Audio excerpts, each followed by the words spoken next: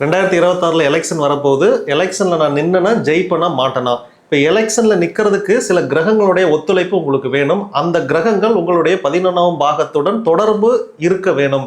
என்னென்ன கிரகங்கள்னா செவ்வாய், புதன், குரு, சனி, இதன் கூட சூரியன் அப்படின்னு சேர்த்துங்க. சூரியன் அப்படின்னாலே அரசு. இப்போ அரசு சார்ந்த ஒரு அமைப்புல நீங்க நிக்க போறீங்க. உங்களுக்கு வெற்றியா தோல்வியா? வெற்றியா தோல்வியாங்கிறத நிர்ணயிக்கக்கூடியவர் தான் செவ்வாய். 90% காரியம் கைகூடி வர மாதிரி இருக்குது. 10%ல கேன்சல் ஆகுது அப்படின்னா செவ்வாய் உங்களுக்கு கொஞ்சம் மக்கர் பண்றாரு. அவரை சரி பண்ணீங்கன்னா சரி ஆயிரும். புதன் அப்படிங்கிறவர் பணம். குரு அப்படிங்கிறவர் உங்களுக்கு கூடுகிற கூட்டம், செல்வாக்கு, புகழ், இது எல்லாமே. சனி அப்படிங்கிறவர் தொண்டர். அப்ப நீங்க இது எல்லாமே உங்களுக்கு வலுவா இருக்குது அப்படின்னா நீங்க எம்எல்ஏவும் நிக்கலாம். இல்ல இதெல்லாம் கம்மியா இருக்குது அப்படின்னா நீங்க ஒரு கவுன்சிலராகவும் நிக்கலாம். உங்களுக்கு புகழ் நிறைய இருக்குது, உள்ளூர்ல நான் சொன்னா ஓட்டு போடுவாங்க அப்படின்னா, உங்களுக்கு குரு வலிமையா இருக்கிறார் அப்படின்னா நீங்க கவுன்சிலரா நில்லுங்க. எல்லாமே உயர் பதவிகள் தான். இதுல நீங்க என்ன எலெக்ஷன்ல நின்னா நீங்க என்னவா தேர்வு பண்ணுவீங்க?